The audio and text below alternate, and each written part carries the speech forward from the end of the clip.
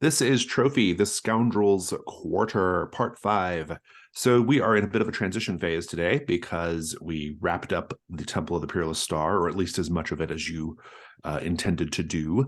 And so we're going to do Hearthfire for our Trophy Gold characters. Hearthfire is it's essentially like the downtime kind of reset phase where your characters do the equivalent of advancement and Trophy Gold and maintain themselves, get their ruin lowered and all that stuff, unmark your armor. The very first thing we need to do for Hearthfire, just as a threshold matter, is to make sure you can meet your burdens. At this point, if you can meet your burdens with just cash, you should do that. And we'll talk about treasures in a moment. If anyone needs to cash in a treasure to make their burdens, though, by all means, go ahead. I will note that a few of you have magic items that are worth discussing for a little bit before you decide whether to keep them or cash them in. Also, vis-a-vis that snake skin, there is a special note about that as well. So we will talk about those things. But is everybody okay on meeting their burdens as far as that goes? Mm-hmm. If I saw that snake skin. We'll talk about snake skin. The snake skin it is worth 2 gold, but alternatively, you can spend 2 gold to have it fashioned into a suit of armor. It is a suit of armor that is it's 1 burden like any other suit of armor, but it has 2 armor marks. So it can be marked twice for 1 burden. And so it's it's magical armor, essentially. It might also have other magical qualities related to those scales. And so if you want to do that, you can certainly do that, but it is going to cost you 2 gold in order to have it fashioned into armor. Amanda, how much do you need that 1 gold? Not desperately. Not as desperately as you do. Before I say yes to that, the ornate lantern that I have is also a magic item. What's the can I inspect item, please? Absolutely. Let me so we assume that your characters have taken the time to figure out what all these things are because you've had a lot of weeks to travel to Fort Duhrin. This is the ornate lantern of brass and stained glass, patterned in swirling constellations and angelic figures hung on a thick silver chain. It is a magic item that is used to summon or repel spirits. So it can be used, if you use it in that fashion, it gives you an extra light die, say, on an appropriate ritual, or an extra light die in an attempt to repel such creatures, whether that's a risk roll to repel them or what have you. You must increase your burdens by 1 if you keep it. I think I said what it's worth if you sell it. I can't remember if I did or not, but it's worth 2 gold if you sell it. So, all right, I'm going to sell that and my framed star chart to cover my burdens and pay for the mirrored armor. Okay, very good. So you have the Starlight Serpent armor now, which you can put in your armor section. That does increase your burdens by 1, but it has 2 marks, so you can mark it twice. So can I trade it for a current armor? Oh, certainly. Yeah. You can definitely swap out a current armor and just keep your burdens the same.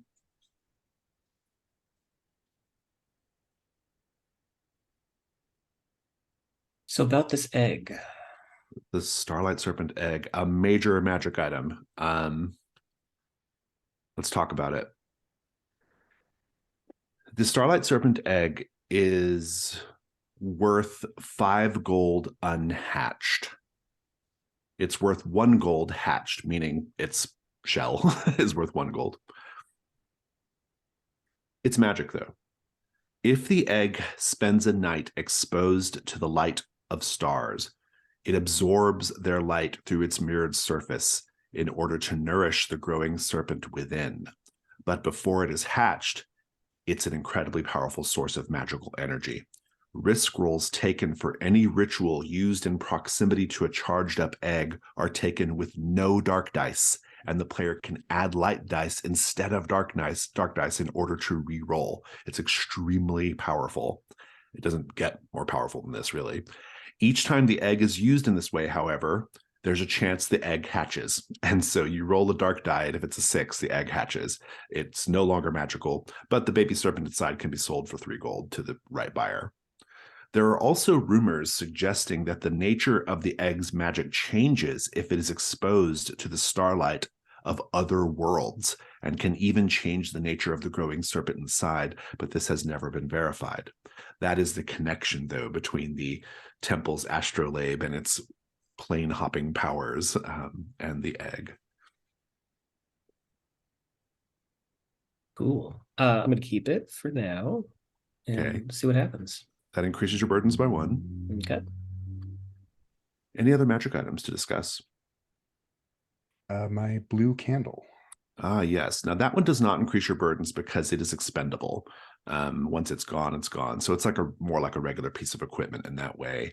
But it does have magical powers, which are, I have to look it up real quickly.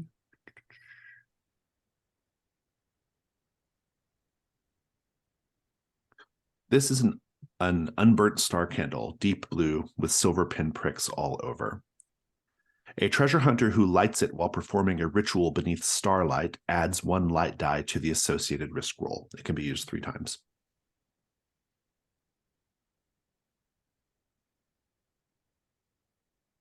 I'll hold on to that then.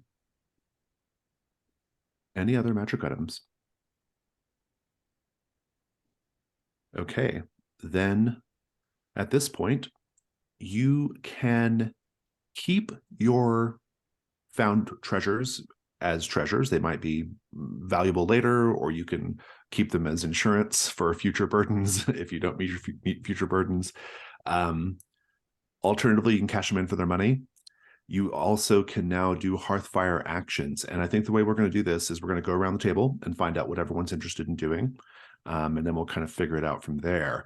I will say that if you have met your burdens, you do get to unmark your armor. That is your benefit from meeting your burdens, your mechanical benefit, apart from the fact that you have to do it. So with the remaining money that you have left over, or anything else you'd like to do in terms of increasing your burdens to get certain benefits, what's everyone interested in doing right now in Fort Duhrin in the Scoundrels Quarter? We'll start with Magda. Oh, I want to do all the things. I think what I'm going to do. I want to go carousing. Okay, I like that. Let's read that part of it. It says, spend 1 gold in town to get access to useful information before beginning an incursion. Useful information includes rumors, maps, and a named monster's weakness. Each time you do so, mark the first unmarked option and do as instructed. And then it's, narrating stuff. Yeah, let's do that. I mean, so you can pay to carouse. We don't know what your next incursion is going to be, but you can just kind of hold it in reserve until we get ready to do that, in which case I'll tell you some stuff. And so that's great, but let's talk about the actual the little narrative doodads that you get to do. The first thing is, oh, sorry, go ahead, I cut you off. Oh no. The first thing is, one player of your choice has to write down an adjective and reveal it to you secretly. Another player writes down a noun and reveals it to you secretly. Combined, this is the name of Magda's favorite tavern in the Scoundrels Quarter. So choose your contributors. Jack, can you give me an adjective? And Rob, can you give me a noun? And then just send that to Amanda on chat. I'm so excited.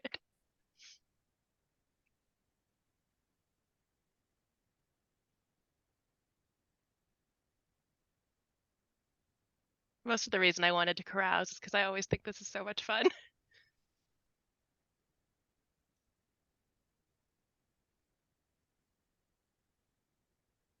And once you have your adjective noun, tell us the name of your tavern, Magda. Totally drawing a blank to adjectives. Hold, please. Okay.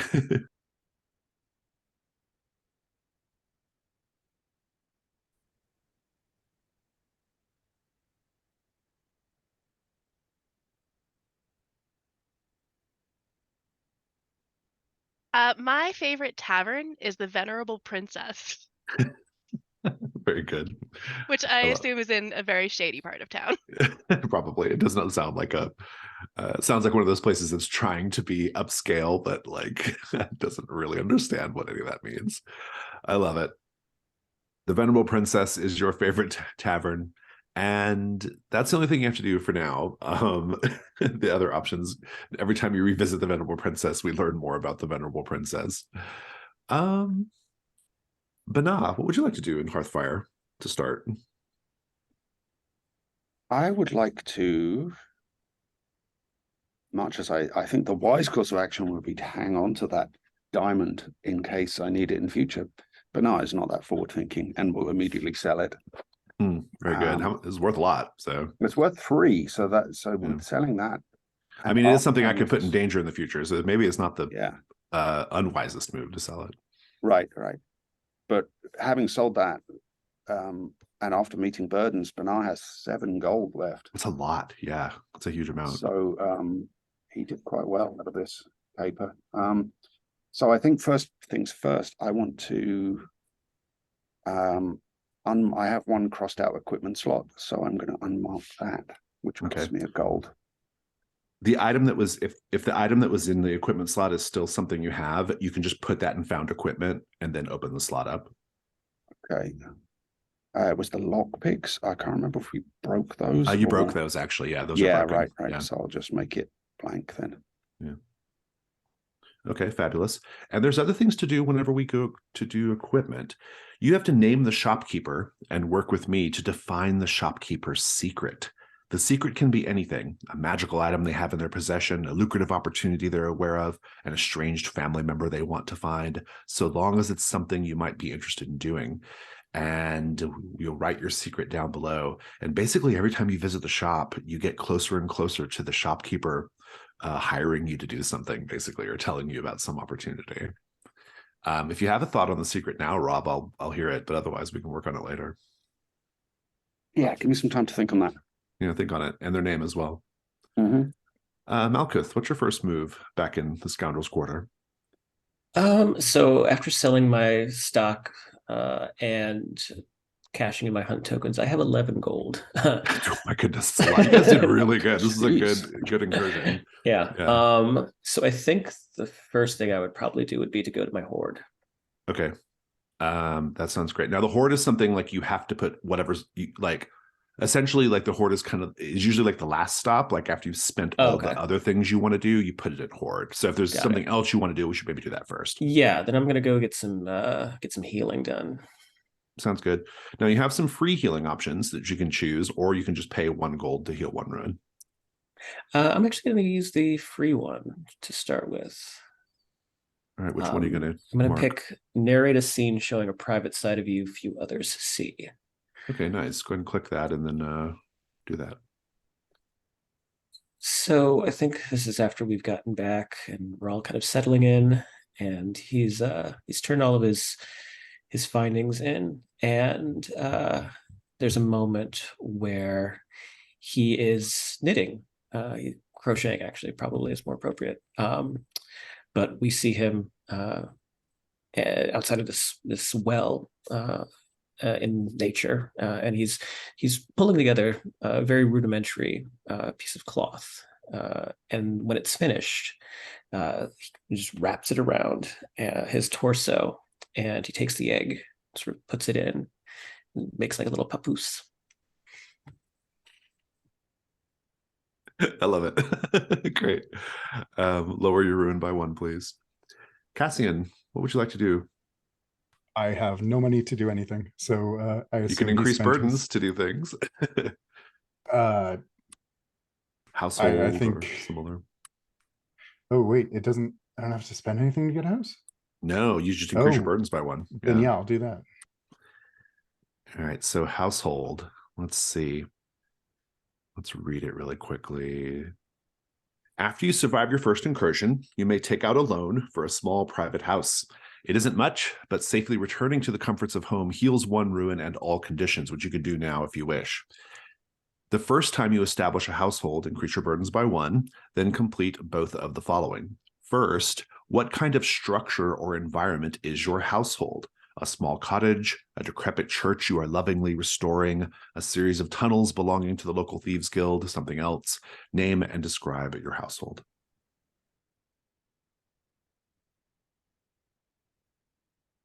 So we talked about a location in the Scoundrel's Quarter that can't seem to hold a tenant because the forest encroaches and drives people out.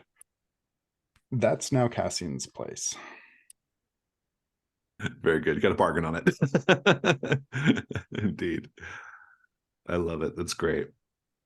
Now, everyone else gets to give you a memento from your journeys together, and you'll put that memento into your household. This can be something from the journey between Fort Duhrin and Ambaret, or something in Ambaret, or something in the Temple of the Peerless Star. It could also be something that's implied. It doesn't have to be something we saw. It can be just something that like is implied to have been found on the adventure. Yeah, so think about that, what it might be, and then yeah. I think you have a leather-bound journal that is a diary of all the different constellations that you know and have seen. Oh, nice. So you like noted them down. I think you have a handful of dust that you picked up in that other world that you were taken to. The dead world, or the one with the tree sentinel? Your choice.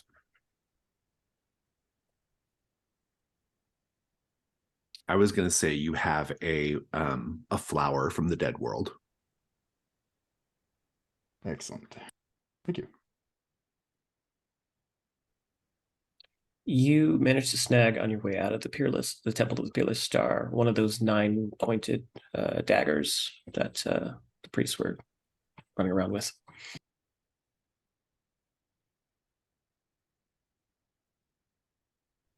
Fantastic. That is household sorted for Cassian.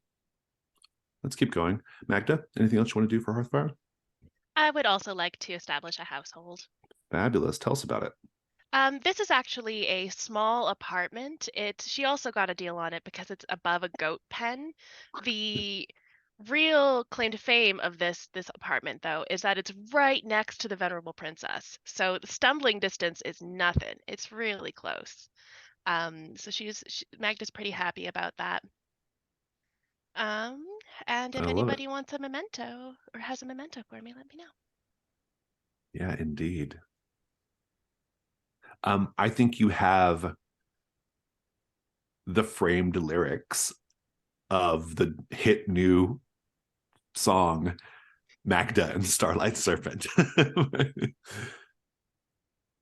Did the story get changed a bit so that I'm the yes, hero? You're like the others don't even mention. It's just you. Perfect.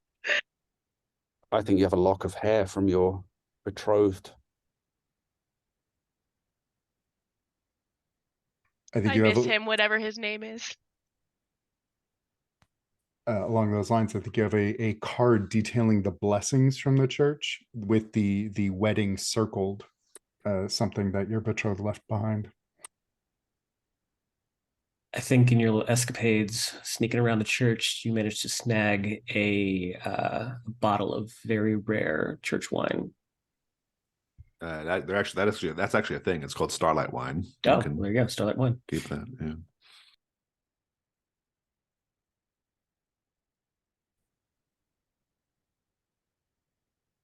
Fabulous. Okay. You can also lower your ruin by 1 and clear any conditions you wish. Okay, let's keep going. Panah, anything else for Hearthfire? I think I'm just going to stash the rest of my sounds like a plan. Golden gains. Yeah. The very first time you stash gold in your hoard, you have to do both of the following. First thing, where do you keep your hoard so no one can find it? I think Banar stays in an inn, and I think that might actually be the same place where the shopkeeper we're going to define yes, runs. And yeah, medieval inns in the real world quite often acted as kind of banking, Like banks, yeah. banking operations. So I think he entrusts his money to the proprietor of that This person inn. must be very trustworthy, yeah. Yeah, I mean, I think their business is doing that for people like Bernard. So yeah, I love that. What's the shopkeeper's name? Have you come up with that yet? I was going to go with, I will put it in the chat. Elizabeth. Yeah, I'll let you type that in the chat. Elizabeth. All right, I'll put that in your little sheet here. What's Elizabeth's secret?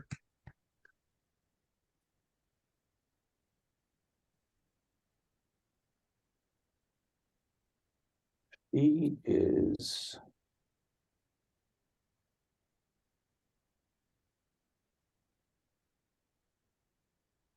connected to the cult of Darawan. Very intriguing. Perhaps even provides meeting places for their gatherings. Very intriguing indeed. I like it. Back to the Horde. Narrate a flashback to the moment retiring in comfort in the Rose District of Ambaret became important to you. Bernard used to be a knight before he became the kind of general scoundrel and smuggler that he is now. And I think his drive came from seeing someone from his knightly order that was able to retire, married, a noble woman, retired with her money to a wealthy life of luxury. And I think Bernard once got to visit their home, and just the idea that this was possible. It wasn't going to be possible for him by traditional means because he wasn't a very good member of the order, but it may be possible by some other means. Fantastic. And just for people watching the video, Bernard is storing a very, very respectable 6 gold in the Horde. So that's terrific. That's a little over, well, it's like what, 15% or something of your meeting your drive, which is a lot for one incursion. So congratulations. Malkuth. Or no, who's next?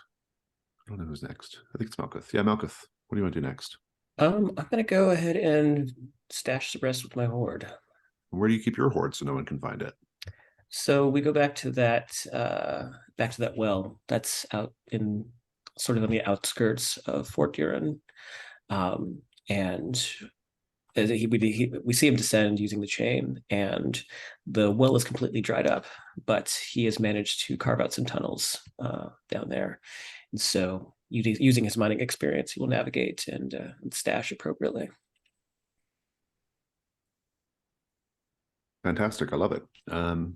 And narrate a flashback to the moment breaking the siege on your sibling's fortress became important to you.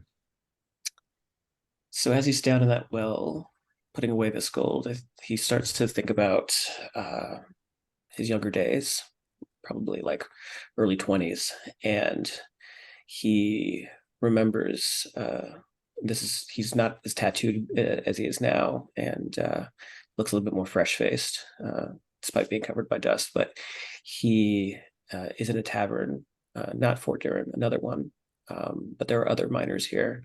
But in the middle of this lunchtime meal that they're all enjoying, someone comes in with letters from home for everybody. And as they're distributed, he only receives one. And as he opens it up, he recognizes the handwriting immediately. It's from his sister, but the text itself is very urgent. She is essentially defending her dead husband's fort from invading forces. It's a task that she wasn't ready for, and it came all of a sudden. And she needs gold. She needs supplies. Anything that her brother could do to help. And of course, being a big brother, I think that it sits in his head, and he realizes that he has to do something. I love that. And it could even be that like your gold, like you occasionally dip into it to send to her, right? Like it's not that your gold is even like necessarily hidden away. It's just that it's like being used, right? Yeah. Like you're actively using it. Yeah. That's great. I love it. Okay. Let's keep going. Magda, anything else?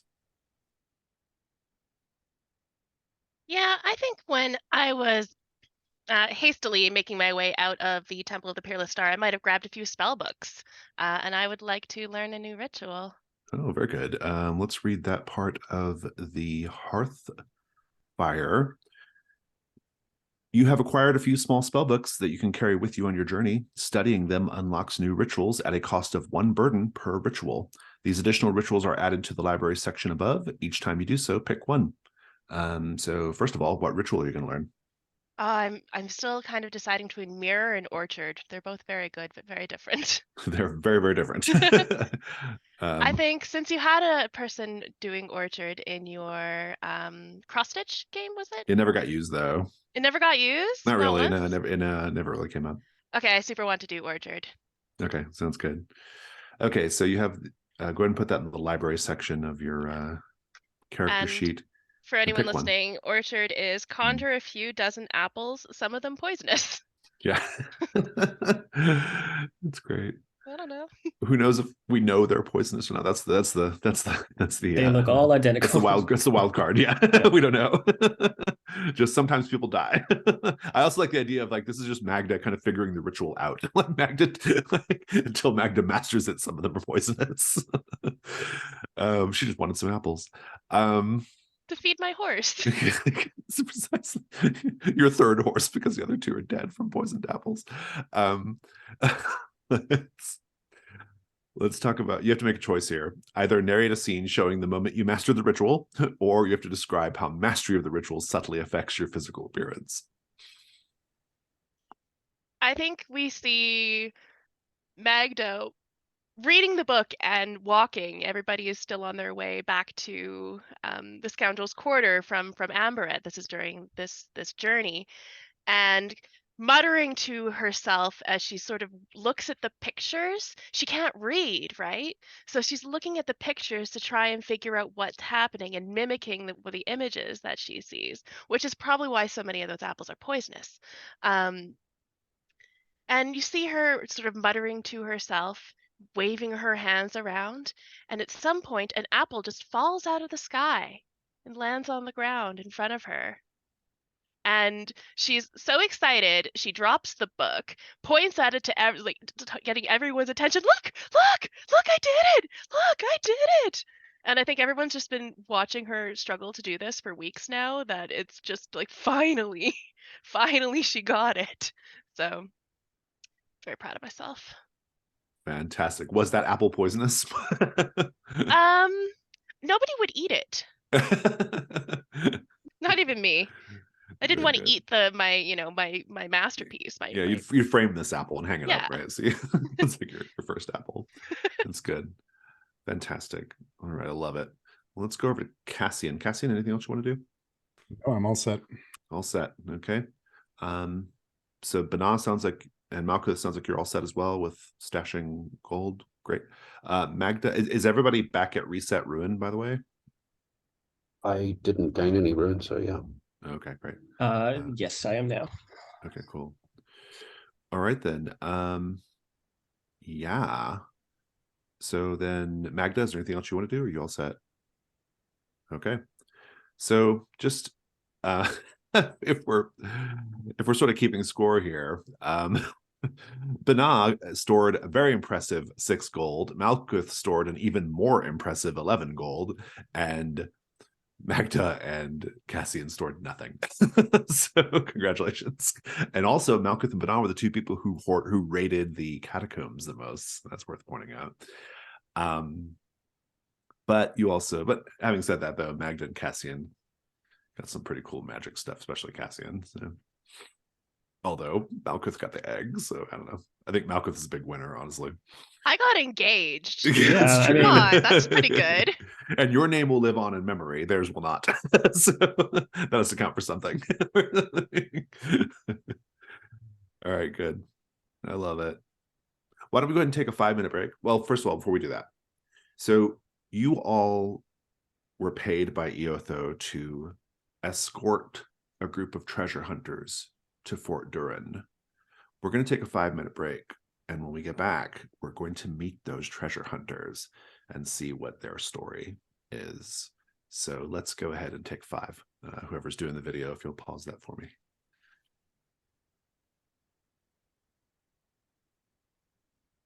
Okay, so a new group of treasure hunters. You've been in Fort Duhrin for a few weeks.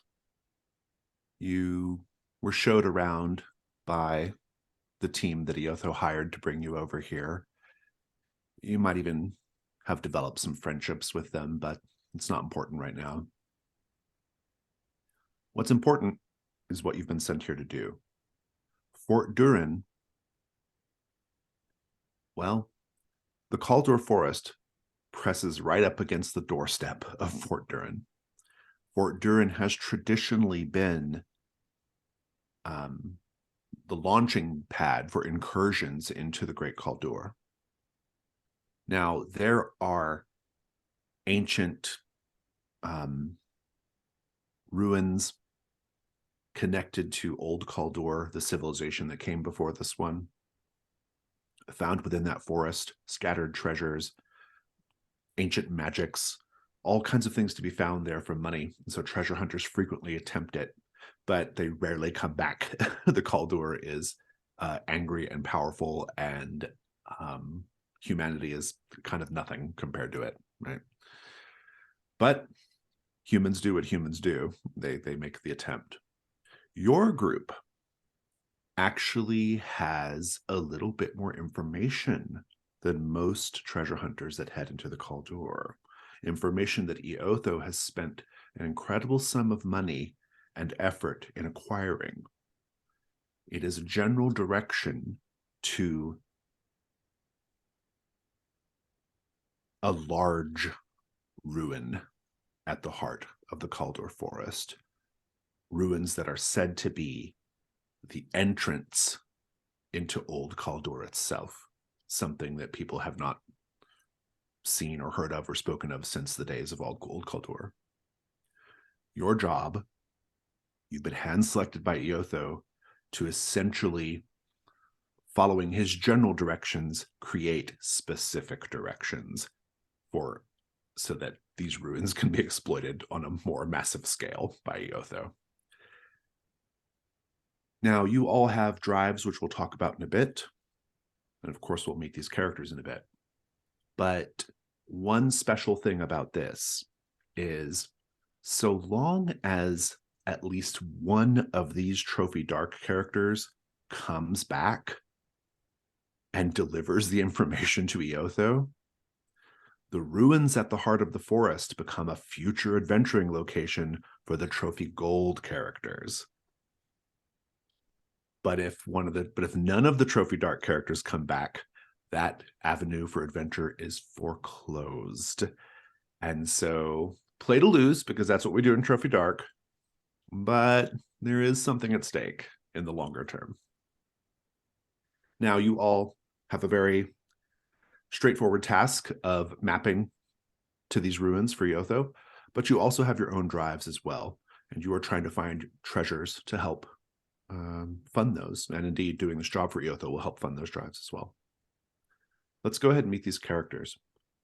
I'm going to go in the order of the sheet, and just a basic introduction at this point: occupation, background. If you want to tell us your skills and your rituals, that's great. Maybe a little bit of what you look like, and what your drive is. You may know something more about your drive than just what's written there, and then you can tell us that if so. But if not, exploring that is kind of what we're doing as we play. So, Rob, tell us about Tekla. Tekla is an antiquarian. And her background is a lured innocent. She is kind of a mousy, unbecoming, retiring, small person, shy, quiet. Her drive is to publish discoveries from ancient Chaldea, so she's, ideally very interested in this particular mission. She has skills in artifacts, myths, obfuscation, and temptation. And she has two rituals: glamour, which allows her to appear more charming and attractive, and liar, which allows her to contact a spirit who can answer any question, but only falsely. Very good. It seems to me that probably, I imagine Tekla is probably Eotho's like point person on all this, right? Tekla Yeah, probably right. is the reason why Eotho even knows about a lot of this. Something of an expert, or a wannabe expert. Old Caldor, yeah, that's great. Okay, I love it. Let's keep going. Amanda, tell us about Torum. Torum is a defrocked priest who has the occupation of leech. So the skills that he has are blood, deduction, surgery, and omens. His drive is to resurrect the cult of Darawan. Oh, how interesting. Yeah, which is why I thought that was very interesting when Rob brought up the shopkeeper. Torum's rituals are carve, which is alter a creature or object via sorcerous subtraction, or sever. You can detach and reattach a body part and still control it while removed. As for his look, he's like creepy, but in a hot way. We love that. The creepy hot priest into it. Okay, good. Fabulous. Now, this is a character we have met already in Umbaret. Ben, do tell us about Jeffrin. Jeffrin is currently employed or associated with the mining. Was it the Brotherhood of Miners, or Yeah, there's no official name, but yes. well, that organization? He works as a chain, but he has a background as an opportunistic grave robber, and with the drive of buying the orphanage where he was mistreated. So he has the skills of commands, elements, rituals, and death. And the rituals he's taking are bottle, to force a spirit into an object, and gleam, to project light from an object that a luminous spirit is bound to. He is a big guy, and I think he looks like he was a bodybuilder, not so much for the last 10 years or so, but he always has a smile on his face and never reaches his eyes. He is exceedingly friendly in tone, if not in word. And he is here for one purpose only, and that's treasure. Fantastic. Thank you. And finally, let's go to Jack and Nevin. Nevin, pronouns are she, her. Her occupation is a magician, with a background in being a devoted widow. So her skills are performance, rituals, trickery, and patience. Physically, she resembles Allison Williams, Get Out, but is very long, flaxen hair. She has like a little bee pendant that she keeps clasped on her. Her clothes look fine, almost amberette fine, but they're all kind of frayed and worn, indicating that she's probably been traveling in these for quite some time. And her drive is to bribe the justiciars. I hope I'm pronouncing that right. So they erase her crimes. Her rituals are currently compel, force a creature to perform a non-lethal task, or free a creature from prior compel. She has dazzle, which can distract and confuse nearby creatures with colorful moving lights. And she has door, which she can draw a door and a solid barrier and create a portal. Fantastic. Thank you. You are all heading into the Caldor Forest, or just the Caldor, if you will. Somewhat confusingly, maybe not to people who live there, but the forest is called the Caldor. The continent it's all on is called Caldor. And the world is called Caldor. So that is a thing about the trophy setting. But it's because the forest is so important. It is the largest single sort of biome or organism in the world. It takes up most of the map. And navigating it is extremely difficult. They say that the forest didn't used to be there. The rumors are that the civilization that existed before the forest, which we know today as Old Caldor, but they probably called it something different back then, that civilization went to war with the giants. Giants were a major feature of the land back then. Now they're all but extinct. But back then, they were at war with this ancient civilization. And this ancient civilization, famous for their explorations of technology and magic, quote, burned the sky in order to destroy the giants. But in doing this, they sort of created lots of problems for themselves as well. And they had to eventually build down instead of out in order to escape the poisonous atmosphere or whatever burning the sky means. No one really precisely knows anymore. But in any case, Old Caldor built down, which is why finding the heart of it is very difficult. And Iotho thinks he's found it. Iotho and perhaps Tekla, with Tekla's counsel, believes they found the location of where Old Caldor begins. And so you are setting out. Now you have some really specific kind of direction information, which we'll talk about. And in game terms, we're going to be playing an incursion from the Trophy Dark book called The Tomb of 10,000 Dreams. This is the very first Trophy Dark incursion written by Jesse Ross. The forest is old and full of nightmares, but you know the path.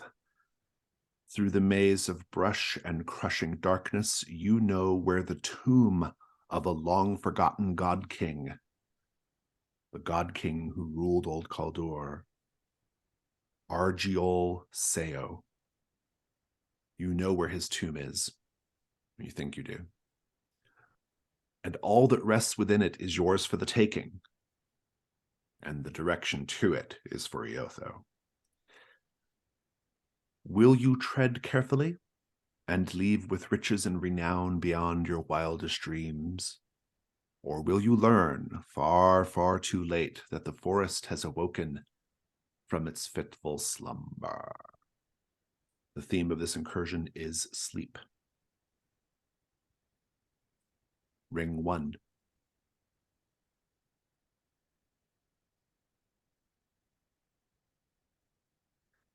A question for everyone. How did you find Fort Duhrin, and specifically the Scoundrel's Quarter? None of you are from there. In fact, you are from Umbrat.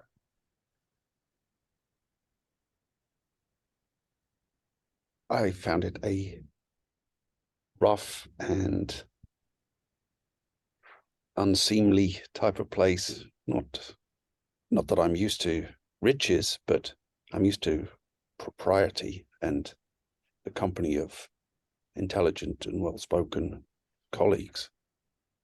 Not too many outposts of the academy in Fort Duhrin, I imagine. But it's exciting because it's the frontier, it's the borders of the Caldor. So there's something appealing in that rough and ready nature. Unlike Tekla, Nevin looks like she is accustomed to luxury and walks with a certain air about her that reflects that. But she'd come to Fort Duhrin on the advice of her council, the Justiciars. She is in some need of money to bribe them, essentially, pay them off for certain things. But they had advised her to come here because they know, or at least they told her, that great wealth can be found in the Caldor, and that is the place you go to if you want to find others who will help you in getting into the woods.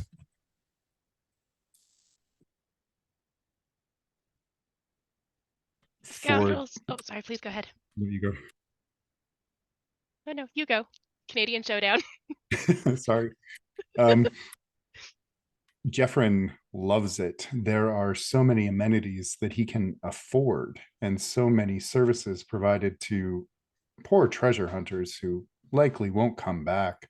There's such charity amongst the people here. He could spend much time in some of these facilities.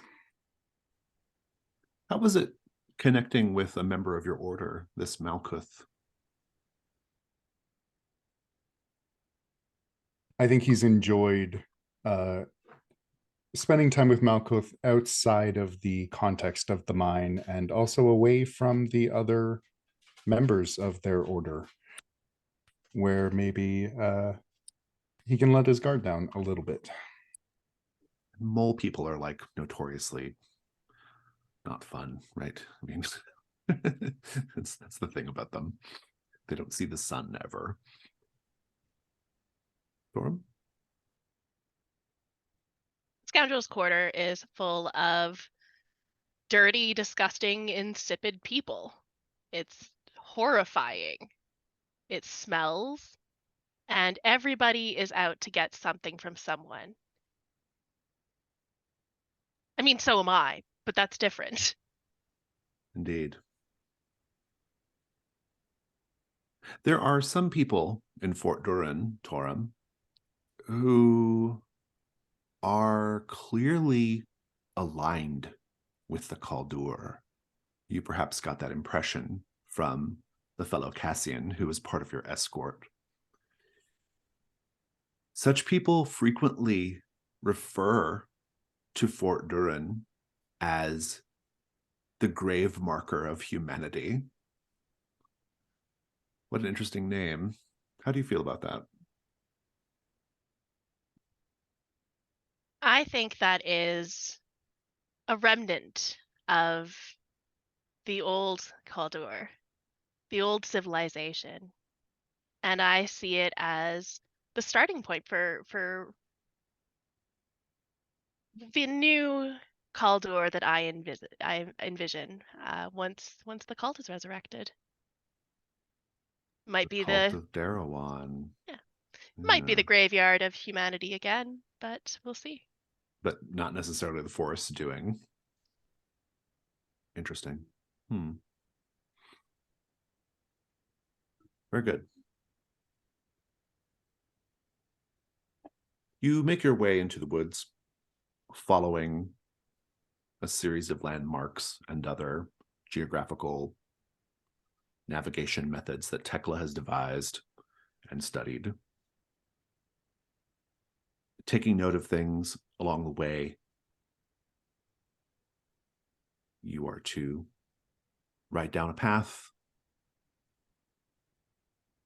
create a retraceable steps, series of steps, essentially a path to get to wherever you find, should you find the ruins at the heart of the forest.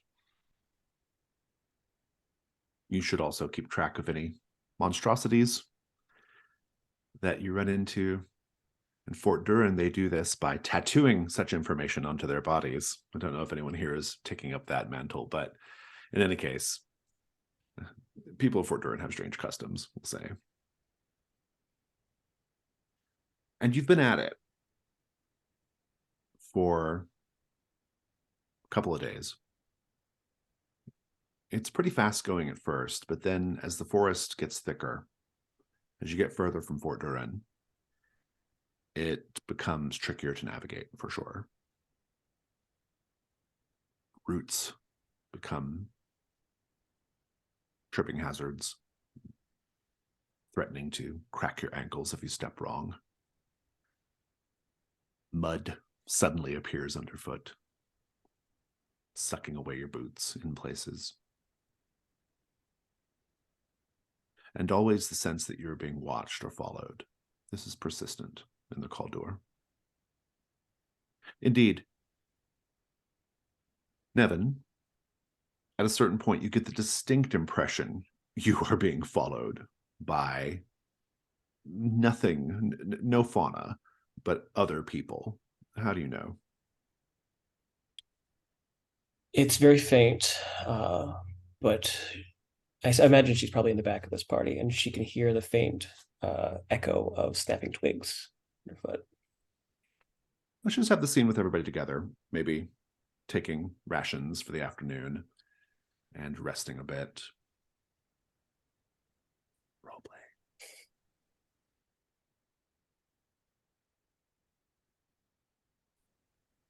Nevin will be at the fire, making what some approximation of tea with leaves that she's found along the way. But she will look to the others and say, would anyone care for any tea? Torum will take a cup of tea. He's intending to read the tea leaves once he finishes it, of course. That's just why he took it to begin with. But, you know, a little bit of warming up is not going to hurt him. And Tekla, without even turning around to face Nevin, will say, "Oh, yes, tea for me, please." She's hunched over, taking a rubbing from some kind of stone that she's found, carved stone that she's found in the trail. Much appreciated. And I think Jeffrin will be looking at Tekla making that rubbing and saying, you know, we have those back in Amberette. What, But stones? not like this. Stones. Not with this precise design. This is something quite unusual. Very interesting. What's unusual about it? I believe it's Old Kalduri script of some kind. I'm afraid I don't have the ability to translate it here and now, but if I can take this rubbing back home, who knows? I think Jeffrin will reach over, take it, bring it up to his eye and say, worm castings.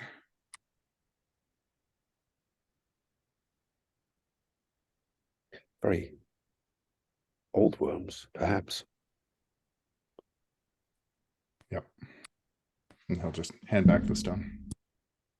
When Nevin hands Torum the tea, I think her hand lingers a bit, and she looks at him with a bit of a smile, and almost not sizing him up, but sort of praising him. He is an attractive man, after all. And she'll let her finger linger on the top of his hand and then pull away, and she'll sit by the fire. He smiles back almost fairly. He knows what kind of effect he has on people, and he will use that if he needs to. So knowing that Nevin might have some interest could be very useful. And I think, yeah, he looks back into his cup, and the omen that he sees in the cup, he sees what does he see? I think he sees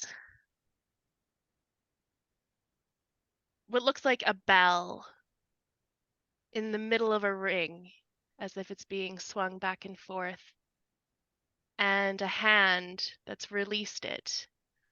He's not sure what it means just yet, but it's going to stay in his mind. Usually these omens, they come and then they are explained later through other omens. The Kaldor is a land obsessed with omens, right? It's their thing. Everything is an omen.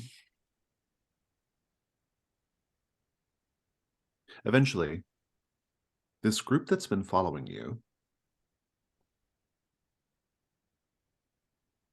they just make themselves known. I think perhaps they were initially trying to be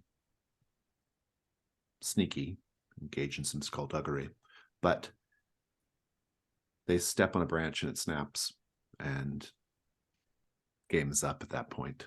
And so they just reveal themselves as they walk into the clearing where the four of you are.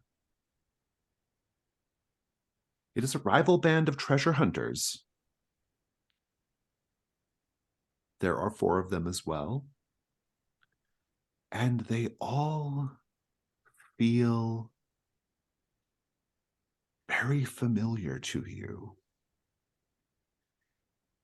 Indeed, I would like for each of you to say how one of the treasure hunters reminds you of yourself.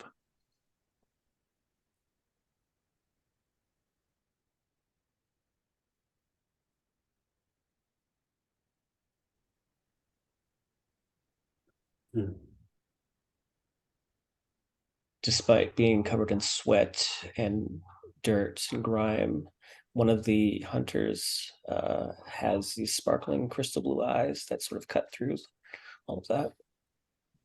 Which look like your eyes. Yes. Please roll Ruin, Nevin. Which is just a single dark die. 4. What is your current Ruin? 4.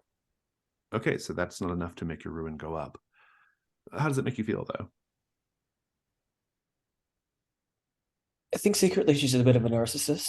So looking at those eyes reminds her of her own eyes and how attractive they are. And I think she also sees an opportunity in them. Very good. Let's keep going. Everybody has their own treasure hunter that reminds them of themselves. I think Tekla sees one of the other treasure hunters is also carrying a satchel bulging with scrolls, and it even has the logo of the academy in Amberette branded onto the leather of the satchel. And she glances at his face, trying to see if she recognizes him from there. Yeah, go ahead and roll Ruin.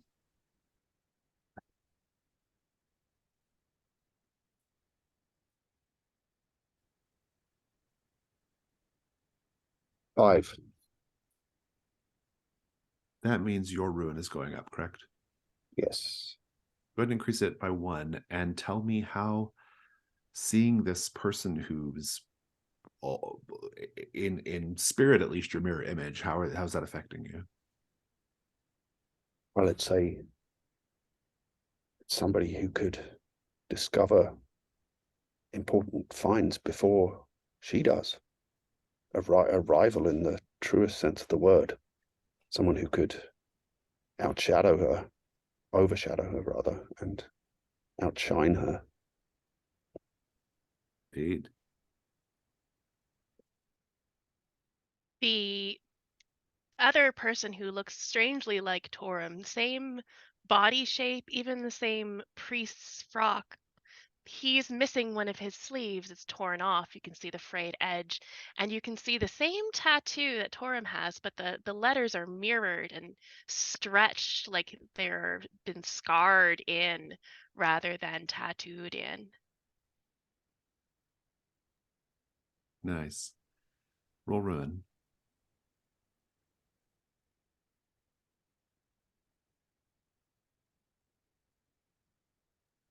One. How does it make you feel?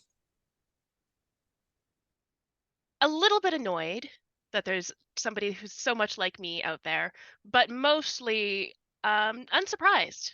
Clearly, this is what the omen in the teacup was talking about. It was a warning bell.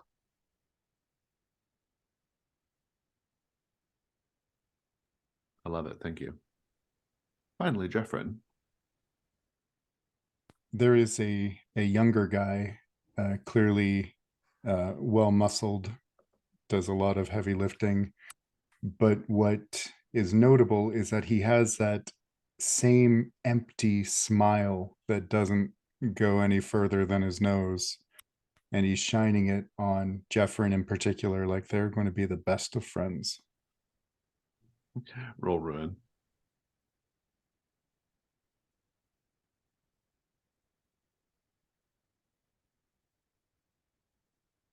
Did that.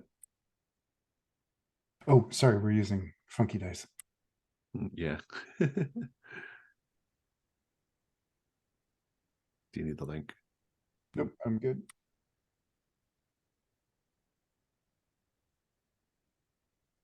One.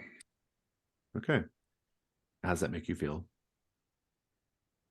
Like maybe we're going to be the best of friends. Indeed. Tekla, the other scholar, says, it seems that we are all heading in the same direction. We are seeking the ruins at the heart of the Kaldur in order to bring back information and indeed a route to these ruins for our employer. Oh well, it's a terribly big forest, you know. Who knows where it could be. Our employer would be most displeased if she knew that we were competing directly with another team of treasure hunters. Indeed, she would want us to dispatch said team of treasure hunters with great haste so as not to imperil our own mission. And who is she? If you don't mind my asking. The beautiful one with the blue eyes, Nevin. It was a man, right? Yeah. He smiles, and as he smiles, revealing a row of perfect teeth, a black beetle crawls out of his mouth and climbs up his cheek. And he says, our employer is called Patience Davies. She is something of a social rival of your own employer back in Amberette. Please make a ruin roll upon seeing the beetle crawl out of his mouth. I'm just going to make you roll that because I don't know if anybody else saw it. It's a 4. Holding it together. What do you say? Well, before you dispose of us, perhaps you have time for some tea with us. As fellow hunters, I'm sure that, well, you're exhausted. Could use some respite.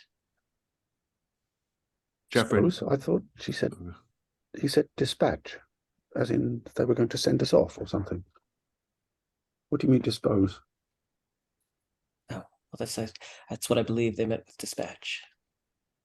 Oh dear. Jeffrey, Please. your opposite number says, we don't have time for tea. We only have time to continue our journey, and you are in the way. Ms. Davies told us this might be the case. How do you suppose we reconcile this problem? How do we navigate this crossroads we find ourselves at? Listen, we can stand around here and kill each other, or we can just go our separate ways. And your opposite number says, no, I don't think so. And their hand bursts into fire. The others draw their weapons. The scholar just retreats. But in any case, yeah. I'd like to pluck my pin from my collar, and you'll see the little B shape. There's a abdomen full of this golden honey, and just kind of put it on her finger and just rub her lips. But I would like to try and compel one of them to flee. Oh, I see. Very good. We can have this just be for the whole group. You can just compel them to leave. Or at least the one that you compel will convince the others to go. Yeah. The others, though, can help you with help dice if needed. But let's go ahead and talk about what could go wrong here. So at this point, Rob, Amanda, Ben, and myself, we get to each give an idea for what we think could go poorly if Nevin fails to magically compel the group away. You're not the only one who gets that idea, and you don't get it first. Compel us instead of them. I think it could just be that it comes down to a really nasty scrap between all of you. Or they take our place and our money when they find the You have to make new trophy dark Place. characters. Yeah. Now you're working for Patience Davies. Very good. I love it. Okay, good. So let's talk dice. Do you have a relevant skill or piece of equipment that you're going to use for the ritual, Nevin? Yeah, I mean, I've got performance and trickery. I figured one of rituals. those in rituals, yeah. So figure one of those would help. You have your light die, your first light die, and now devil's bargains. A devil's bargain is something that will happen no matter what, whether you succeed or fail. I'm going to say that everyone can make an offer here, and if you accept one of them, you get an extra light die for your roll.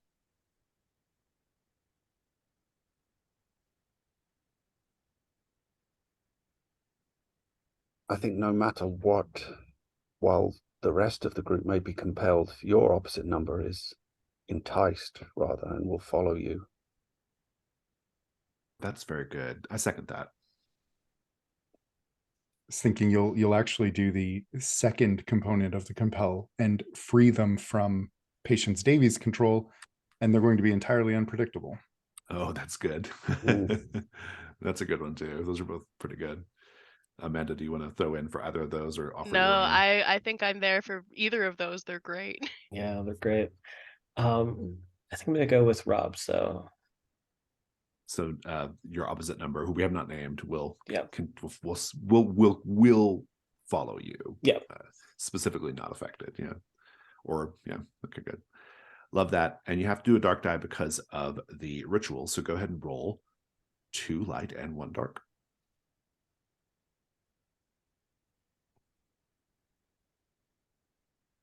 Okay, so that is a 6 light. That is the high die. And so that is a full success. Go ahead and describe how your ritual gets this group off your case, or at least most of them. Oh, you're muted, Jack. yeah, I walk up to my mirror, putting on what looks to just be like balm, but is actually the honey, and kind of licks it off her fingertips. And she goes, "There has to be some other way around this. You all look so tired too. This is not a journey for any of you. But perhaps when you're more rested and more experienced, you can come back." And as she's saying this, there's kind of like little whispers, little faint whispers of this golden, like golden smoke that comes out of her mouth. And it sort of drifts into the nostrils of everyone else, except for the mirror who's in front of her, just smiling. I love it. Very good. Very good. The others will walk away. He does as well, but he lets slip the fact that he's not fully compelled because he turns and smiles at you, Nevin, as he's walking away. But the danger is past.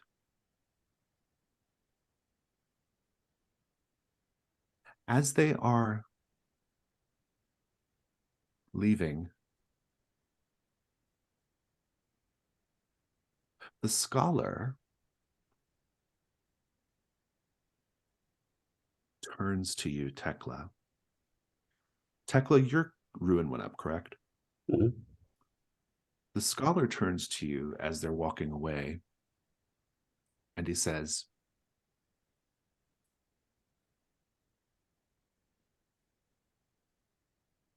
"If you manage to find the burial chamber of King Argil Seo, you should know that it is a place made of the stuff of dreams. And for a moment, it's like he never even turned and said that.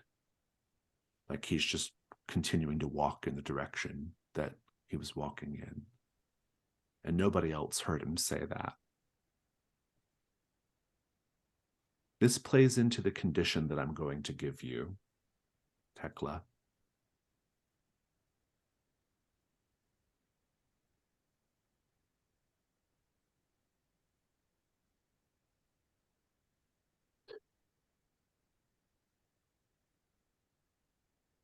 Which is, you come to believe all of this is a dream. And that the world functions with dream logic, even if it doesn't. You come to believe this to be the case. And a question I want to pose to everyone here, keeping with our theme of dreams. A little bit of time to speak about your drive, perhaps. What do you dream of doing with the riches that you will find and that Eotho will no doubt shower you with?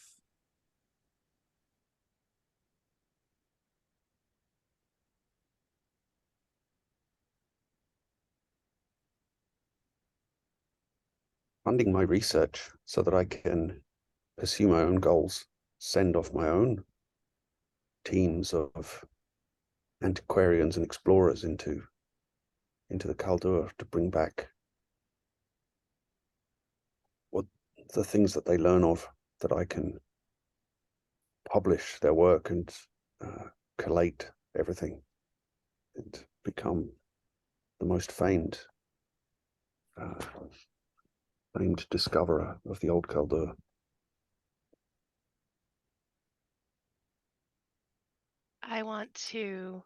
I could care less. Well, I really couldn't actually about Eotho and his plans for any of this. I need to get to old Kaldur. I need to get to the temples and the underground chambers. Somewhere down there are documents from the original cult of Darwan. Somewhere. We only have copies of copies of copies handed down generations and mistranslated over and over again. No, this feels right. This is the right moment for this. We're going to find it. And, well, Eotha won't matter that much then. Nevin dreams of being returned to the seat of luxury. After her husband passed, she lost everything. She was once one of the noble, well, not nobles, but more like a socialite, living it up in that sort of canopy and Brett. Her feet never touched the ground when she married him. But unfortunately, he died. And with that went her access to that wealth and that luxury and that power. And so she dreams of finding enough treasure to where she can not only return to that home, but expand upon it, build upon it, create this beacon of wealth and grandiose, just obscene decadence in Emberet, the likes of which none of them have ever seen. Jeffrin intends on buying the orphanage he was raised in, ousting the cruel nuns, liberating the charges, and turning it into the most depraved brothel Amberet has seen, while keeping the name. Fantastic.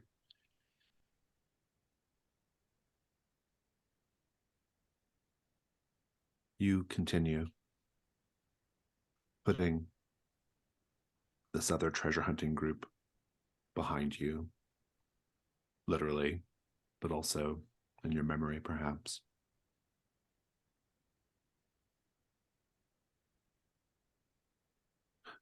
Jeffrin, at a certain point, the toe of your boot kind of sends something skittering across the ground. It is a fragment of a mask, a funereal mask, perhaps. The gold has been scratched off and the jewels have been pried out, but it's clearly an ancient clay mask with its eyes closed, or at least the fragment that you have. Does anyone here have skills in history or artifacts or anything like that?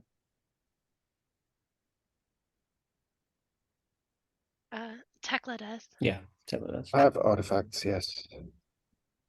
Jeffrin, do you show it to Tekla or you keep it? I think yourself. he'll show it when he puts it over his face and says, "What do you think? Improvement?" Oh, where did you find that? Be careful with it. Be careful with it. That's quite old. Tekla, you will recognize that this mask is done in the style of the Seo dynasty, this ancient god king Argil Seo. This is evidence that you are on the right path. You are getting closer to finding his crypt. May I, Jeffrin? She kind of reaches out to. Be my guest. Do you got something you can poke the eyes out? Be cool to be able to use it properly. You know it is bad luck to wear someone else's funerary mask, correct? Figure it's been long enough. They've forgotten about it.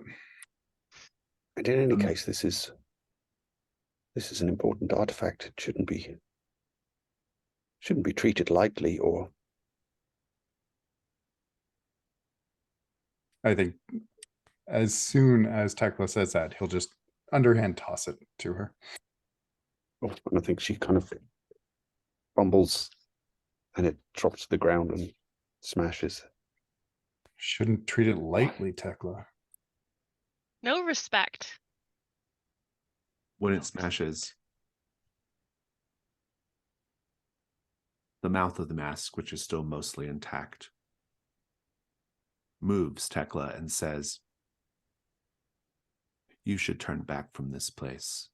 There is nothing for you in the heart of the forest." Tekla, roll ruin.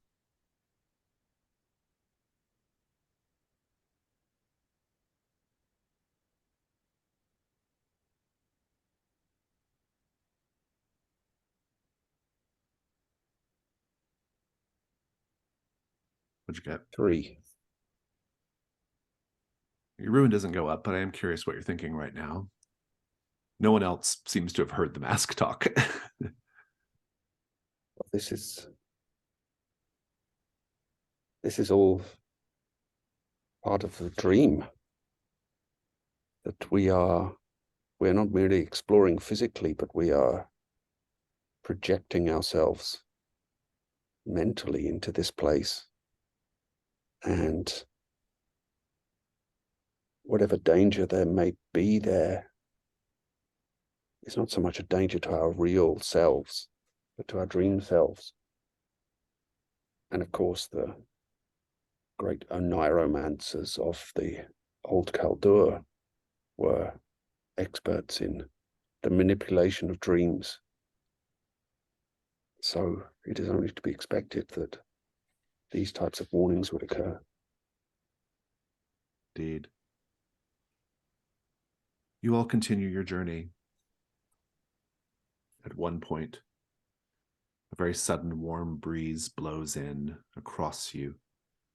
It's almost smothering, like a blanket. And then you hear a gentle humming sound, like a lullaby. The heat, like a blanket. This gentle humming in the distance. And the fact that perhaps no one is really talking with each other. It will have the effect of almost lulling you. You might even find that for a time you're walking and like occasionally waking up as you walk.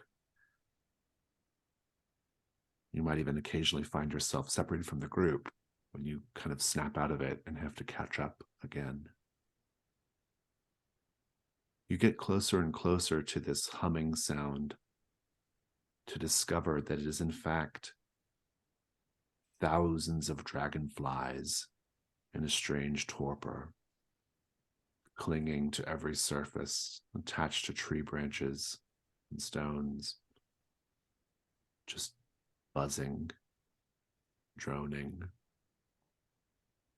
a cacophony of steady noise.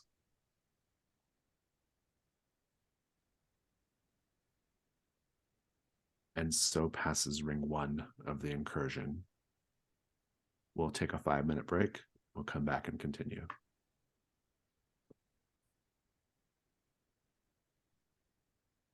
Ring 2.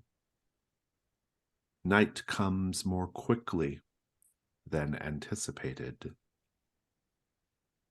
Perhaps because of the thicker, heavy tree cover, and so it's darker more quickly. Or perhaps the forest is in communion with the very heavens and has decided to put you on the back foot by making it very, very dark. Because of the sudden nightfall, you either need to set up camp or, if you're not tired, light torches to keep going. What's it going to be? Fine to light some torches. I think we should keep going. It's not late, it just looks like it. Yes, it's just that the sky has gone out. That's... Mhm. That's one way to put it. Torches it is. I think I'd like to use gleam here. Solve the sky going out intriguing. problem. Indeed. What does Gleam do? A luminous spirit is bound to an object to project light. Oh, I like that. You can just do it. I don't need to roll or anything. What does it look like? I think Jeffrin will kind of look around like he's sniffing the air for a moment and holding up his ever present shovel, and then he'll get like a reflection behind his eyes just briefly before he reaches out and snatches something from the air. And he kind of struggles with it for a minute before just smacking it into the shovel, and the head of the shovel starts to glow quite brightly. Nice, good.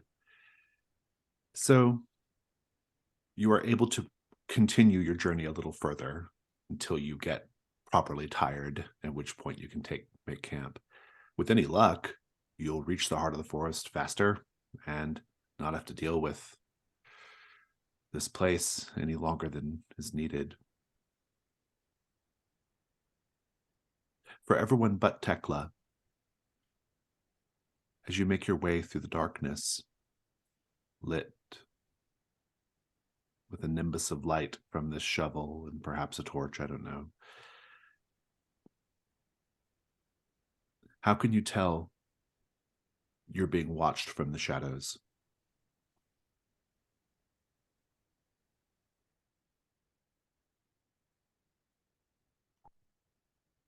I know it by the way, when you look up into the canopy, the way the shadows and the starlight reflects on the leaves, the patterns and the shapes that they make.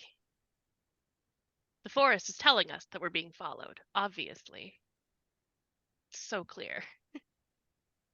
Indeed, indeed. Jeffrin, how do you know you're being watched in the shadows? When he turns the shovel from one, pointing primarily in one direction to another, you can see the reflections in the eyes of things just for a moment. Jeffrin, we know that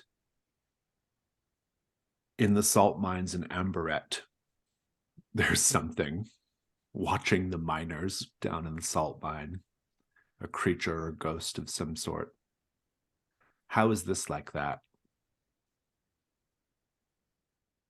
Just that ever-present feeling of not being alone, of someone. He's quite familiar with it, and it's almost a background noise at this point.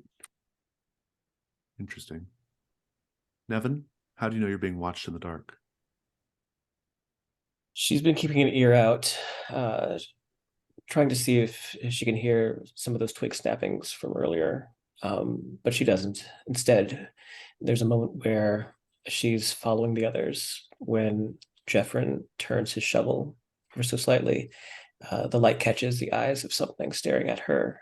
And in that moment, she sees in his evening dress, eyes bulging and lips purple and blistering, the face of her husband. It's just very quick, and she blinks and it's gone. But I think you'd see her torch sort of startle and shiver, and she starts to keep up pace, picking it up closer to Jeffrin. Roll ruin.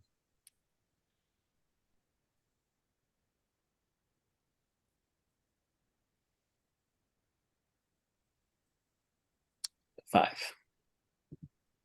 That means your ruin goes up to 5, correct? Yes, it does. You are now entitled to do the reduction roll. At any time, you can betray the group or otherwise serve the forest's interests in order to have your ruin reduced back down to 4. You'll roll a die to see if your betrayal is noticed or not. You can do that whenever you'd like. I do want to check in briefly with Tekla, though.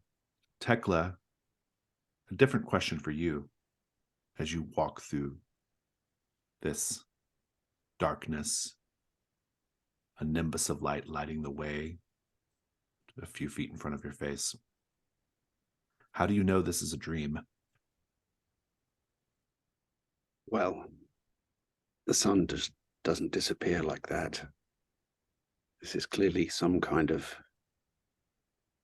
dream landscape where the normal rules of the motion of the heavens don't apply. And I think as she walks along, Tekla is kind of gently turning in circles as she walks without even really realizing that she's doing it, almost like she's silently dancing. You know, her arms are slightly out. I love it. Very good, very good. I would like to do my reduction roll. Indeed.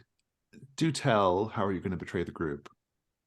Well, seeing that flicker of her dead husband, that's obviously the wrong way. We're going the wrong way. And so she will pull on Jeffrin's wrist and say, this is wrong. The sky is out. We can't see the stars, but I know it's not this way. It has to be this way. And she will try to take the others down a different path. Oh, very good. I like that. Do roll I don't know if it's light or dark, actually, but it's a die to see. I think it's dark. A 6. Oh. Your ruin goes down to 4. You still get a condition, by the way. Just, I'll tell you about your condition in a bit. Actually, I know what the condition is. If you close your eyes for too long, the monsters of the forest can sense you and find you. And I think you realize that right before you decide to lead the group astray. How do you know when you close your eyes? It's like the weeping angel statues, right? Like you close your eyes and they're getting closer. What does that feel like? Or how do you know what's going on? She had shut her eyes when she saw the image of him, and as if to try and block it out. If she can't see it, it doesn't exist. And when she opened her eyes, it was gone. But then she turned, and it was closer, standing behind a tree, peering out halfway. She could hear it moaning now, in pain. And I think that's when she pulls on Jeffrin and tries to lead him and the others away.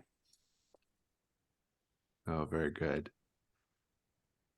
I don't think that the sort of incorrect path becomes immediately clear, but I think we should have this scene, though, like Nevin trying to lead you all on a different path, especially Tekla. This is your work, right? But you're in a dream world, so who the hell knows what's going on now?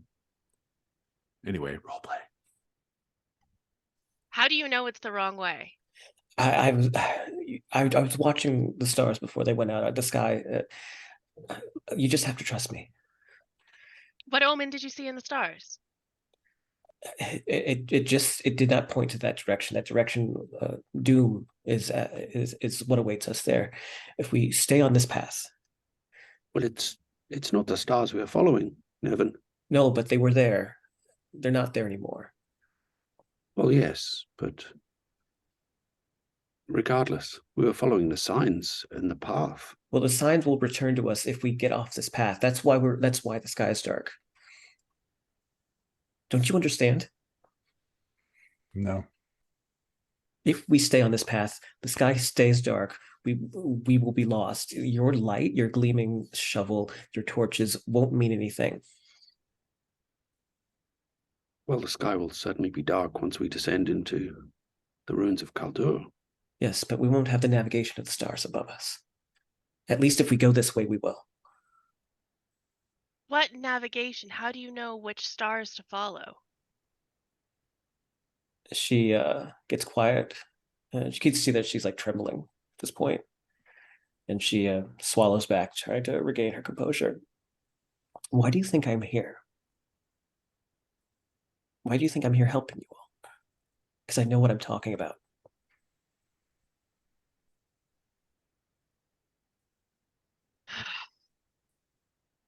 Did something speak to you, Nevin? No. But there are things out there. Things that would wish to see us into that void. But I know if we go this way, we can evade those creatures for at least long enough to find safe camp.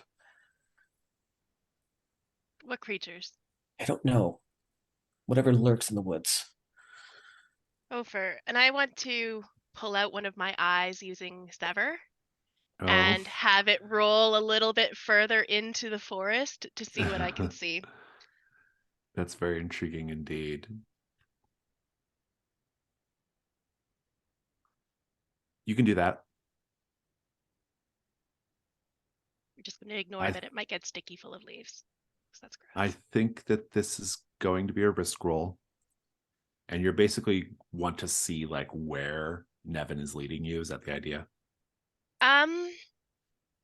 I think I want to check the path that we were going on Oh, to see if, immediately ahead of us there's anything dangerous. right. Okay, good. I like that. Okay, that sounds good. Ben, what could go wrong here? You do remove your eye, you throw it, and something in the woods takes it. I like that a lot. It's pretty good. Let's talk about dice. Do you have a skill here that will help you? Surgery, blood, deduction. Oh, I'm good sure. at taking Okay, my yeah. eyeball out. Yeah, that's I'm sure that's a party trick everyone loves to see. Yeah, it's really good. You have your first light die. Devil's bargains. I will make the offer. The offer is no matter what, that blue-eyed fellow from before finds your eye and brings it back to you. Yeah, I love that. Of course I'm taking that. That's awesome. And then 1 dark for the ritual, so 2 light, 1 dark. 2 light, 1 dark. Mm-hmm. Light 6 is high. Nice. Just get the other 2 were 1s. I think you will do this.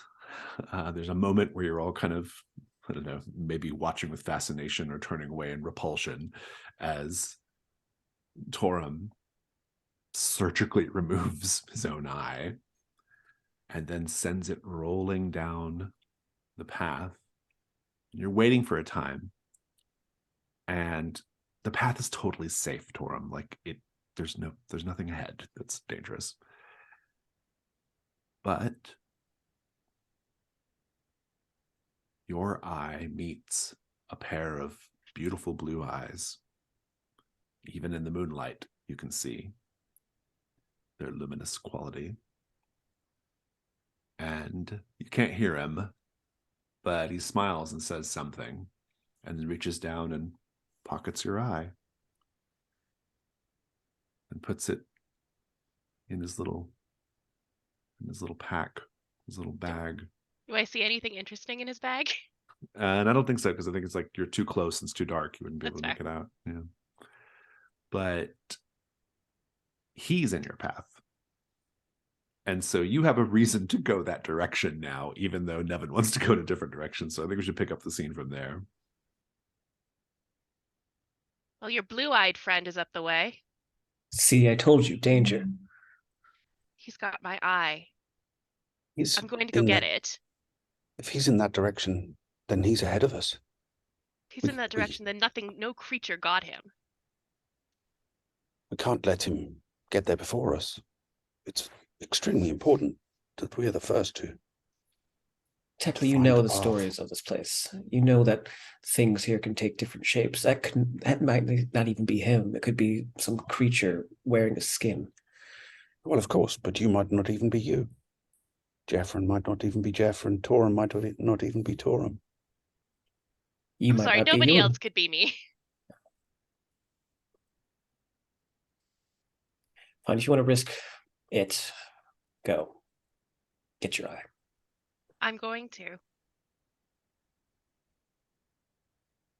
Are you all just staying here? I will I'll come with you, Torum. You coming, Nevin? She looks around, flashing her torch in the tree line. Doesn't see anything, but still has a shiver up her spine, and she'll begrudgingly start to follow after you all. You will encounter this man who looks more and more like Nevin. I would even say he's starting to even have like in a vague sense, more feminine look. And he says, we meet again. I'm afraid this time you find me at something of a disadvantage. My companions have all, well, they've gone in a direction that I disagreed with. I trusted my instincts, though, and they led me to you. Sometimes you... The dream always brings echoes. You see? Nevin tried to lead us in one direction. This fellow split from his friends in a similar fashion. I wouldn't say they were friends. They were colleagues at best. Perhaps you could all be my colleagues now. I have no particular allegiance to Patience Davies. Eotho's money is just as good as anyone else's. Interesting. You'd think we'd split it with you. Well, surely my particular expertise could be of some use. Your friend over here, pointing to Tekla, I think is losing it a little bit, if I'm being perfectly honest. I can hear you, you know. Don't take it personally. You've gotten much more interesting, Tekla. I haven't noticed any differences. What happened, friend, with your bloody socket there?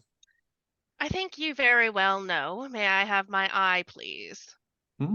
So we are now entering a negotiation, I see. Well, I would be happy to return your ocular organ if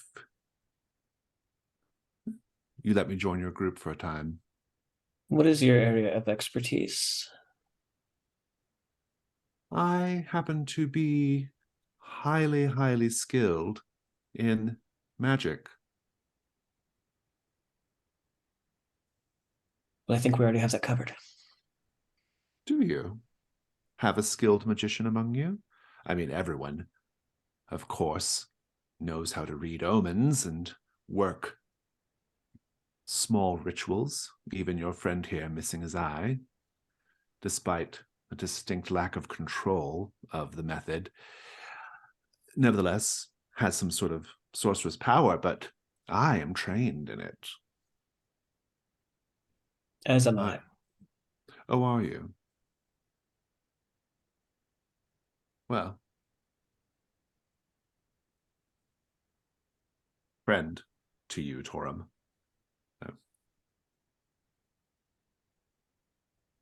Friend, he says to you, Torum. Perhaps you would like to advocate on my behalf. Quite honestly, I don't care which one of you comes with us. I don't care if you both come with us. It's not really that important to me. As long as you don't go trying to stab us in the back, but I don't know if Nevin will go trying to stab us in the back. All I really want right now is my eye. I happened to overhear a little bit of your conversation before, and I do wonder where your friend was leading you. I was leading them away from danger. I don't see any danger around here, just the normal sorts of, ancient malignant forest danger. Nothing outside of that. Well, I you're haven't here. seen any giant beetles or anything like that roaming the landscape.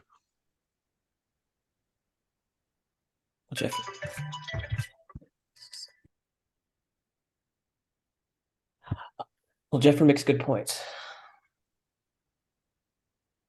You are here. I am the soul of discretion. I am a master of my craft. I have an intense and pronounced preservation instinct. I know when I'm outnumbered. Trust me, I am no danger. I am only a help.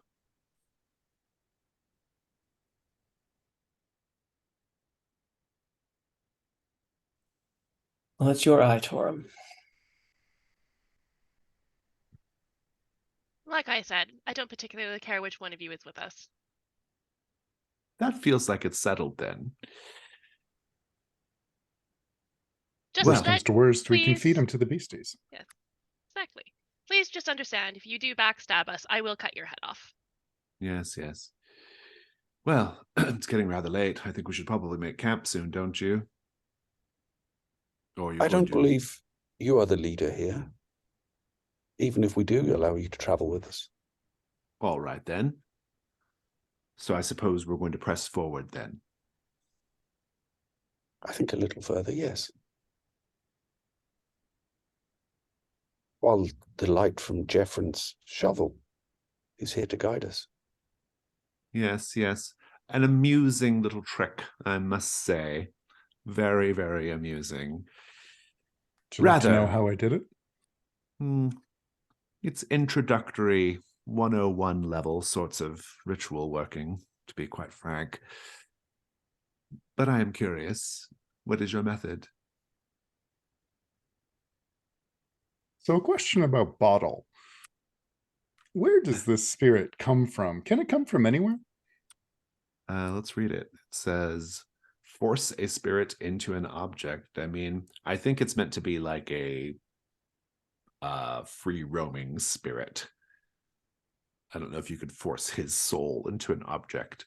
But I'm not opposed to it if you want to make the case for this being something that's possible, especially if you think he's not who he says he is. Yeah, I think I would like to try to bottle his spirit. Very good. Or if he is a spirit, bottling him. I like it. Everyone can speak. What could go wrong here?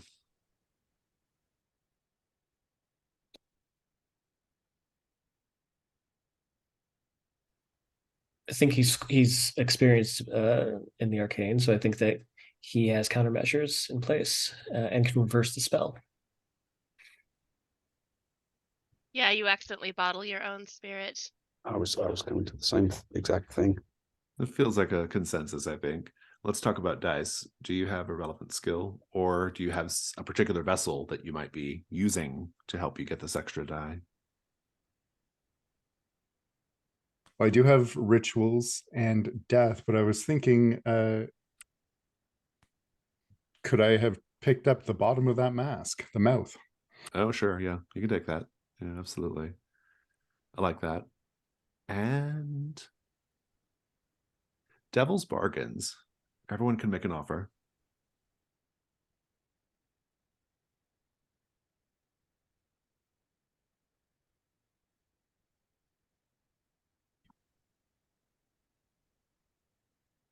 No matter what, whatever was controlling the mask, locks on to you. No matter what, his soul will be put into that mask, but the voice, his voice, will incessantly be ringing in your ear, especially kind of drawing on all your secrets and fears. I was going to say something kind of similar, which is that he's still around. It's just the mask. That's all. I think I'll go with yours, Jason. Yeah, and I'll play with Jack's idea too. I think that's a good one. 2 light, you have to do a dark, so go ahead and roll 2 light, 1 dark. A 5 light. 5 light. There is a complication. The complication is you're going to pull this off, but not before he summons a monstrous creature to defend him.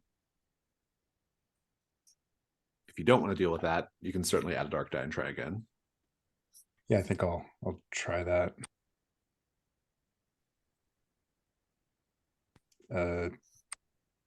Light 5. Same result. You can add another dark die and keep going.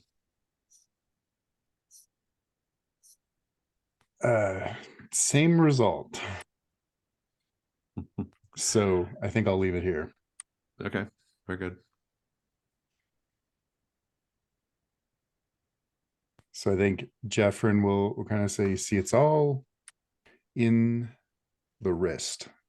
And he'll just you take it like this and just snatch something invisible out of the chest and slap it into that mask. As you're doing this and he realizes what you're doing before you're able to fully capture him, he puts his hand on Nevin's face and he just says, sleep. And Nevin, you close your eyes and fall back asleep. But because your eyes are closed, a monster is drawn to the group. His body collapses, his spirit captured by the mask. And you very quickly hear something tearing through the brush. Nevin, you're asleep, but everyone else, you see indeed a titanic stag beetle. It's the size of a horse. It busts through the foliage, and in Trophy Dark, you can't fight these monstrosities in order to kill them. You have to run, or you can fight them to run away, but in any case, you're going to have to escape. You have the extra added problem of Nevin being like in a magical sleep right now. And so I guess, what's everyone going to do right now? How do you react? I snore. The first thing I do is go through this guy's pockets, and take whatever is in there, especially my eye. And I'll pop that back in just so I can, that's when I get the really good look at this creature coming through the forest. I think if you take the time to do that, you are probably going to be most endangered by the beetle. And so if the others don't delay, they can get away. If you just leave Nevin there, you can get away. Jeffrin, Tekla, what do you do? Jeffrin's going to try and pick Nevin up. That will also put you in danger of the beetle. Tekla, what are you going to do? I will crouch down and hide, but watching this creature approaching. I'll let you do that. You can stay. Yeah, that's kind of like running away. The creature busts through Torum while you're grabbing your eye, Jeffrin while you're trying to grab Nevin. I'm going to need a die roll from one of you that will adjudicate whether you all escape. The other person can do a help, but who is going to be the principal die roller here? It might depend on what skill you're using. I don't have much. I don't Me neither. have much. Jeffrin, it might be on you then. So, because I think Torum is kind of fundamentally selfish, and so to the extent there's any defensive actions going on, it might be up to you, Jeffrin. So, Rob, what could go wrong here? What is it exactly you're trying to do? Yeah, how are you going to try to get them out of there, Jeffrin? He's just going to try and sling Nevin over his shoulder and get far enough away that maybe the fallen body of our new friend will be more enticing. I think by picking up Nevin, you become the larger target, and the creature pursues you. There's more reward in it. It's I think I will say that, like, I think it's probably got to be even a more decisive end than that, in the sense that it will pursue you and gore you on its horn or with its mandibles, whatever it's got. I don't know. Fair. Do you have a light die for skills? The only thing I could think to make a case for would be my gleaming shovel might like blind, distract. Oh yeah, maybe even like bat it away, right? That's good. Okay, I'll give you that light die. Amanda, you can make the devil's bargain. No matter what,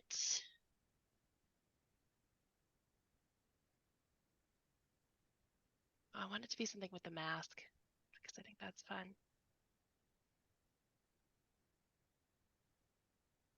I'm going blank. I got nothing. Does anyone else have something? I can pick up on that. The mask yells to alert more danger. It becomes like a real problem. I feel like we've got enough danger right now. Mm-hmm. So one light die then? One light. I think a dark die is automatic. So go ahead and roll one light, one dark. 5 dark. 5 dark. Torum, you can add in a help die if you want. I will. Oh man, he's not very helpful. But okay, I will. What I would like to do to help is I don't need to be very fast. I just need to be faster than Jeffrin. But if it gets Jeffrin and I'm still pretty close, it can still get me. So I want to put more space between this thing and Jeffrin before it can get to me. So what I would like to do is use my carve ritual, which is through sorceress subtraction. So I don't have to physically touch it, just to nick one of the legs off of this thing, make it sort of fall over. It won't kill it. It probably won't slow it down that much, but it'll slow it down a little. Roll the die. If it matches, it's a light die. If it matches the 5, your ruin goes up. But if you get a 6, then it's 6. The 1. It was 1. So that does happen, but it's not necessarily any more helpful. But in any case, the situation is what it is. You got a 5, which means there is a complication in the success. I think the complication is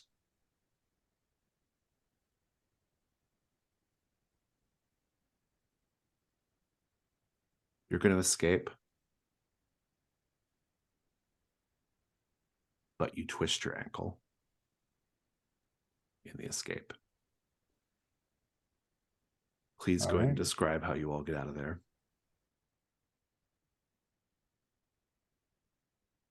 I run faster than Jeffrin.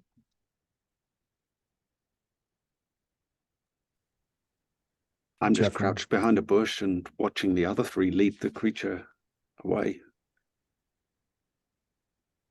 Jeffrin will just scoop Nevin up over his shoulder and kind of be half-heartedly swinging the shovel around and just making a break for it, and hoping our new friend is more yummy.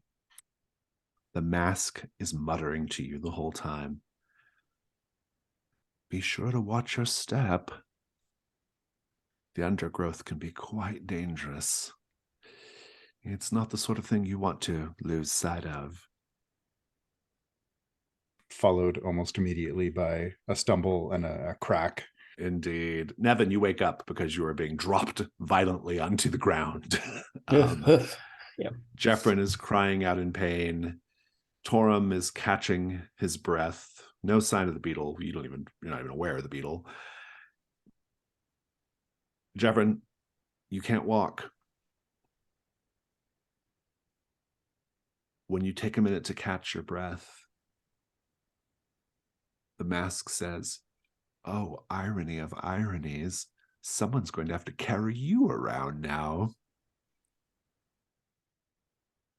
Jeffrin will kind of chuckle between gritted teeth and say, "You talk a lot for a very fragile piece of clay."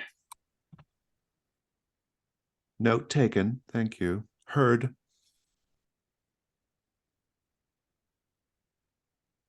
Let's just pick up the scene. Tekla, where are you at right now? Did you wait for the beetle to go away, or what are you doing? I hid and watched it. Watched as the others led it off, effectively. Tekla, since you got to take a good long look at the beetle, I want you to roll Ruin.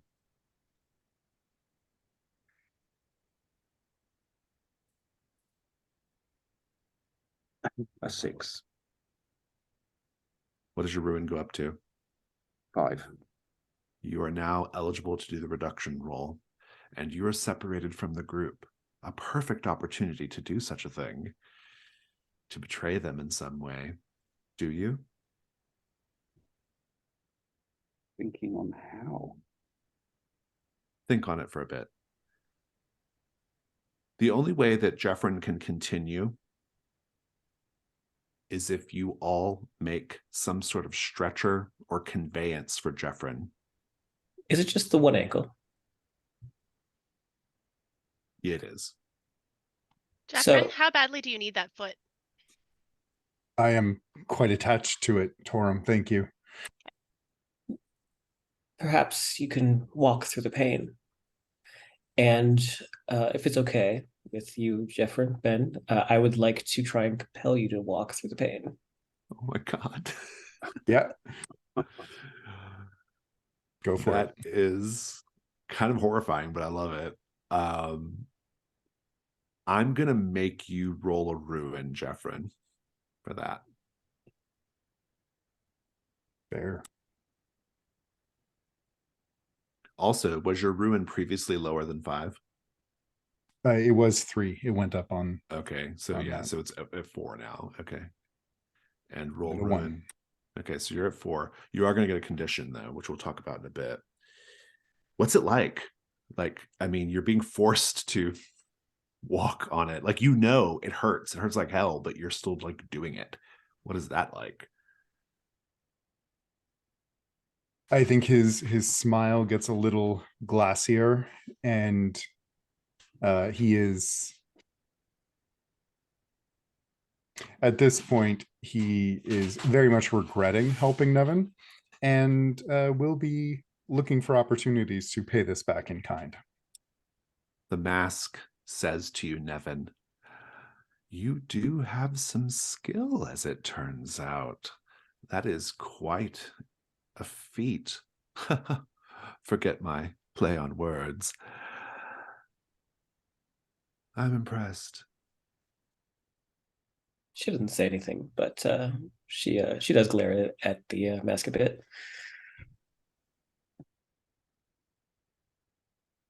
Very good. Let's check back in with Tekla. What are you doing? I think my opportunity is that the three of them are all together and I am in a different direction, and it's a perfect opportunity to just lose the dead weight and carry on my own, because after all, I am the one who knows the path. I love it. Roll reduction.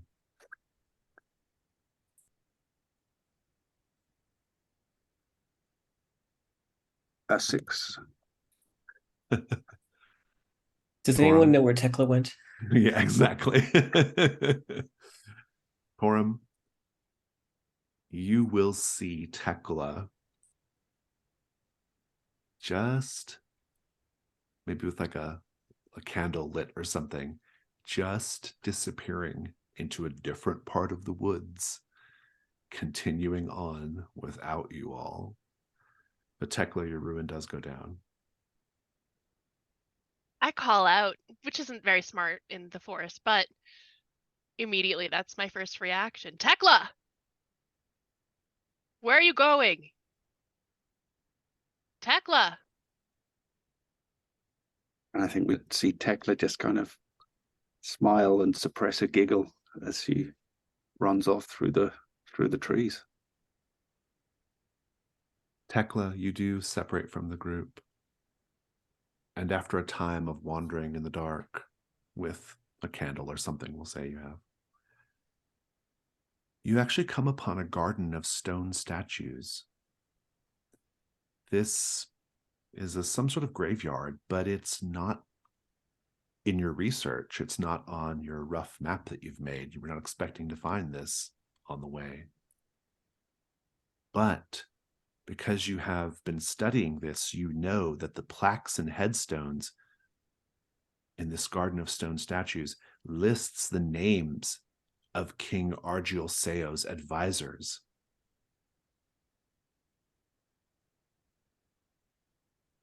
Tekla, what myths does your culture still tell about this king? Or how the old civilization met its end? Does it conform to the generally believed story about Old Kaldur, or is there something different?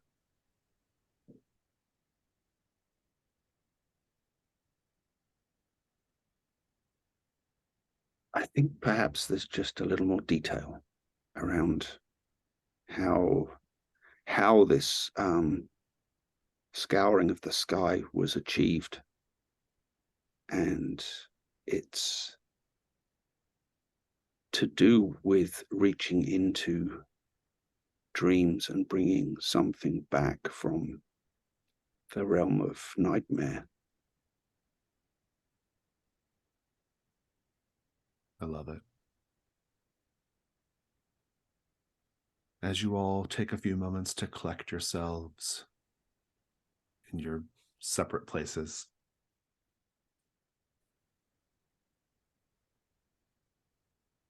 Nevin, you're aware of a fluttering form passing just at the edge of your peripheral vision. And when you turn, there's nothing there. Torum and Jeffrin, you become aware of slow breathing, seemingly emanating from the earth itself. And Tekla, as you're wandering this graveyard,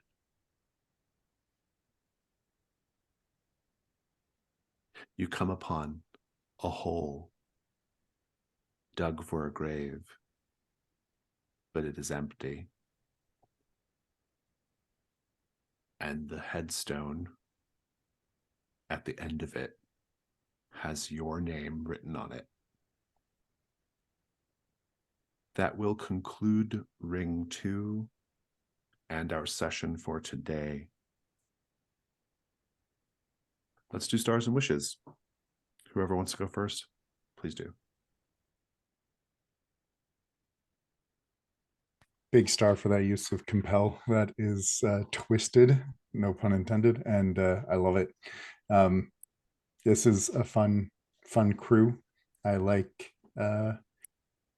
just the general attitude we seem to have toward each other, that it's just friendly enough and no further.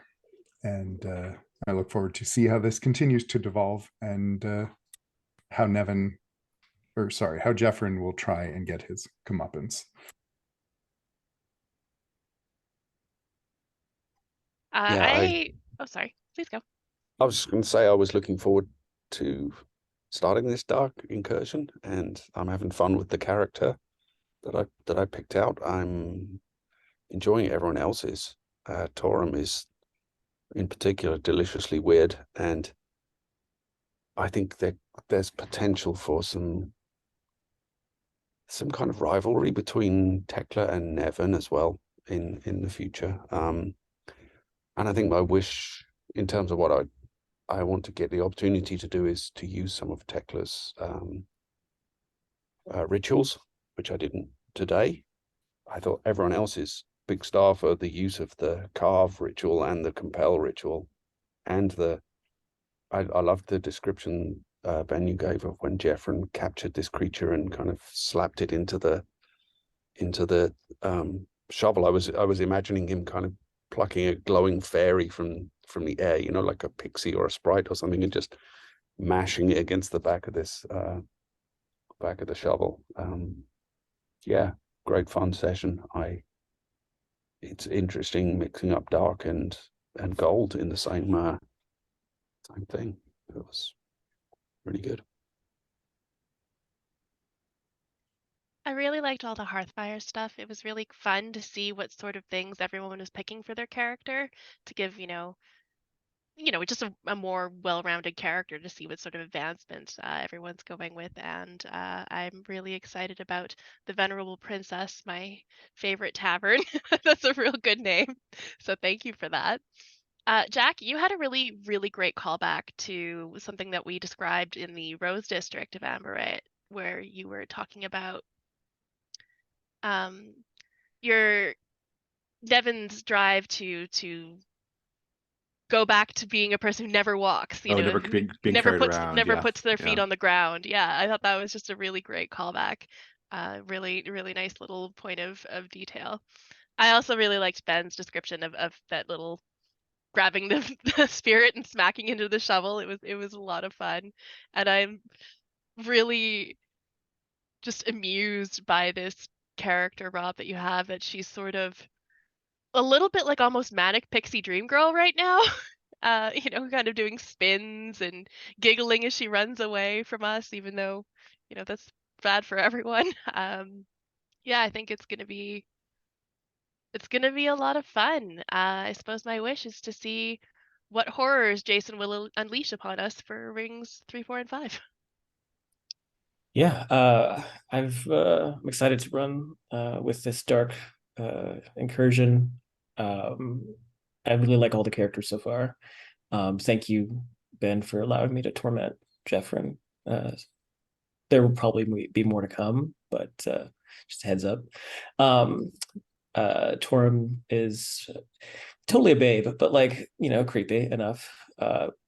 But I really love the using of the eye to sort of scry and look ahead. And then that scene of just meeting the boot in the eyes of Nevin's mirror. I thought that was visually really cool. And I like Tekla's she feels like a very different energy to everybody else. She's got this she came in feeling very kind of buttoned down, very academic, and we're slowly starting to see her kind of unravel and become this sort of I think it's almost like dipping into your background as a innocent being lured. So I'm excited to see how that. And now she thinks it's a dream. Yeah. Yeah. So I'm excited to see how that starts to get incorporated into everything. I mean, I really like the Hearthfire stuff. I've only ever done it once before, but like you said, Amanda, I really liked getting to see everyone's sort of slice of life in Fort Duhrin. Wishes just to see if we get back together as a group, and other wishes to see how this kind of affects our gold party and what happens to them because of it. Yeah, that's my wish. Is that I'll start with my wish. I think it'll be interesting to see which of these dark characters survives this. And if Jeffrin survives, I'm curious if Jeffrin is there going to be a scene between Jeffrin and Malkuth, right? Like, I think that would be really interesting back in Fort Duhrin. But yeah, I'm curious to see if anyone will be able to go back with the information to Iotho and thereby open up that part of the game, or if this will die with the 4 characters, right? Which I think would be really, really profound and interesting if that was the case. In terms of stars, I had a really good time. It was really fun to see everyone's Hearthfire stuff. I love a really good Hearthfire. I like when players take the time to kind of just like sit with their character a little bit and kind of show us things about their character, and Hearthfire is a great medium to do that. And yeah, the kickoff of the Trophy Dark was really great. This particular incursion is so classic Trophy Dark. Like, this is what Trophy Dark was originally conceived of. This was originally all it was. There was no concept of like different incursions. Like, it was just this, and in its original publication. And so it's kind of cool to go back to doing this like kind of really pure Trophy Dark experience, which I think we're getting with the betrayals and the creeping forest and all that business. So yeah, really loving that a lot. And yeah, and these characters are fun. It's a shame that we won't be with them for too much longer, but you know, but they're pretty cool while we have them. So yeah. Any other stars or wishes? I think I've played this incursion with you before, Jason, and it's totally different, which is great. Yeah. I don't remember that specific instance, but I do. This does feel different, though. I agree. Yeah, of the things of the times I've run it. So yeah, it's interesting. Oh yeah, another little start. I also really like the whole like walking through the pain with the compel. Like, that was just so dark and like really dark and really interesting, because there's a strange dramatic irony to it, because it might be something that like goes on to affect this character in a really negative way, right, Jeffrin? And whether I take him back over for the gold campaign or whether Ben plays him for a little bit in between, like Jack will be role playing Malkuth, right? But it was like Jack's character that like did it. I don't know. I find it very, like, the irony is very rich and interesting, and some interesting meta things going on there. So I think it's all I've got, though. Any other stars or wishes? Okay, well then I will have us all wave goodbye. Goodbye.